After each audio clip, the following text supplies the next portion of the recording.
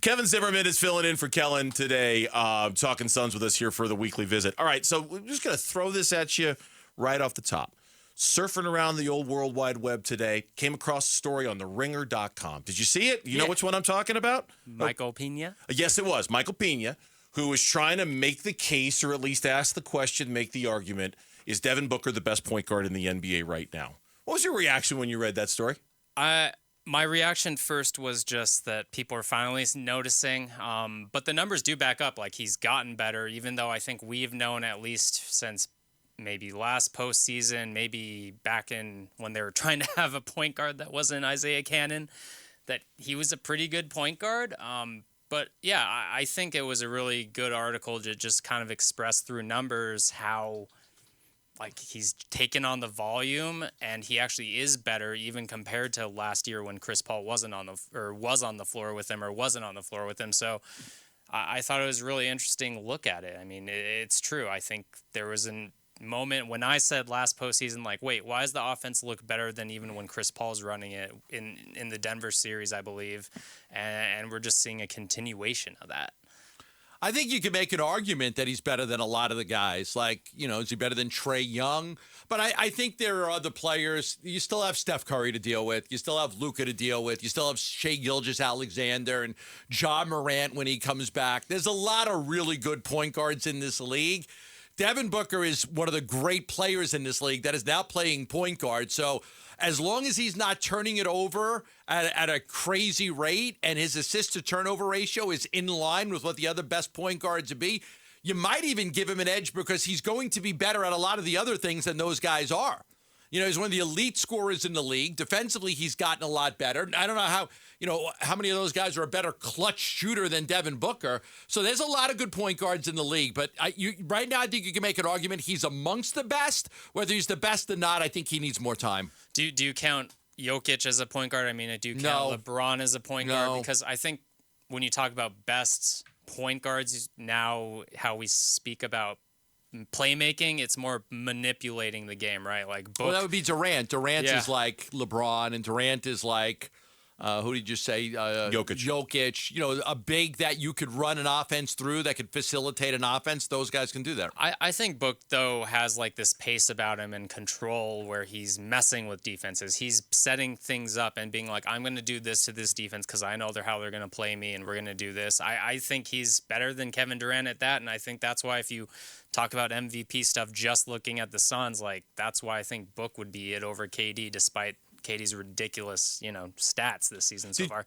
Did you think that in the offseason when people were concerned about the Suns and they were concerned about not having a true point guard, did you always feel like that was a little misplaced, that people were having, like, of all the things to be worried about, that's not the thing to be worried about with the Suns? Yeah, I mean, there's still something to be said for that, just because obviously without him, then there's no one, and it just looked rough. So I think we were always like, okay, is there a backup point guard on the roster? Just because they have all the pieces, they have all these different skill sets on the roster, and that was just one that was obviously missing. But they have one, and he's a really good one, and I think that's why it probably was a little bit overblown as far as, like, if they're healthy, they're in a good spot. Look, there are guys that they could have had. Like, if they would have gotten Tyrese Halliburton in the draft, or would have traded for, or years before, if they would have gotten De'Aaron Fox, Devin Booker would be a two guard. This is out of necessity.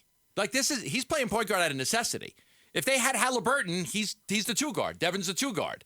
So I think that if you had a great point guard, then I think that you would have Devin as the two.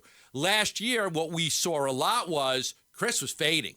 And Chris was so slow running the offense methodically. And, the Suns want to play faster. They want to pick up the pace. And Chris, at his age, was not able to play it that way. So it facilitated let's get rid of Chris and have Devin Booker be the point guard. Kevin Zimmerman's joining us here in studio as we're talking Suns basketball, our weekly visit. We've talked to Kellen about this every single. We haven't had a chance to talk to you about this, and you're the co-host of the Empire of the Suns podcast with Kellen every single. How often do you guys do that? A week? Once a week. Once a week? Yeah, all right. At least. Who's been the role guy that has jumped out to you the most so far 1 month into the season? And I know that mantle has changed hands quite a bit, but who's been the one for you that's been consistently the best for the Suns since the season started? I mean, consistently, as far as just playing a lot, I think for me, Jordan Goodwin, just because like he's been in the rotation enough and lasted where it's like, okay, if we have minutes at any guard spot for you, we're going to find minutes as we can. And then just his consistency as far as every time he gets significant minutes, right? It's 10 points, 6 rebounds, a couple steals, just how people run into him and they lose the ball, kind of like Josh Okogie and that kind of thing. I think that's really held up. Now, I will say, like, Frank Vogel hasn't lied about the wing rotation, right? Like, he's really gone, okay, couple games with you, and those guys have shown up when their numbers called. So that's going to be an interesting thing to me. Like I like Nas Little. Nas Little looks like he's gonna go look at 4 of his last 5 games. Yeah. Once they started to give him minutes, he's been great, blocking shots, steals, get you to 10, 12 points a night. Like he does.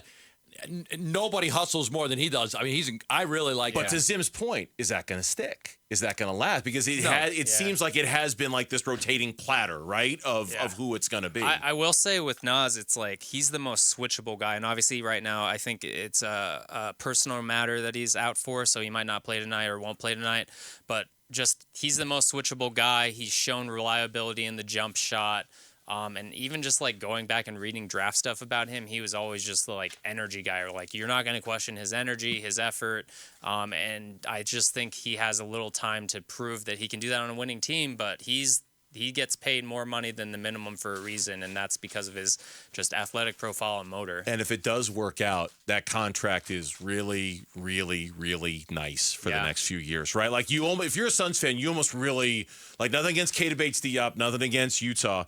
But you must really want the Nas Little thing to work out, because that's a really sweet contract the Suns would have him under control for the next few years, right? Yeah, just because the other wings also are on those minimums where they could depart if they get a big deal this year. And then Nas, you are stuck with him, or can be, I guess. He's not on a terrible contract at all.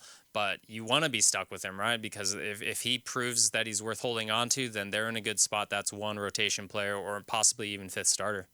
All right, Kevin. We appreciate you stopping by. Thanks for filling in for that fine young man that is Kellen Olson. We talked about it, yep. Kevin Zimmerman from ArizonaSports.com joining us here in studio as we're talking Suns basketball. They take on the Raptors today at 4:30.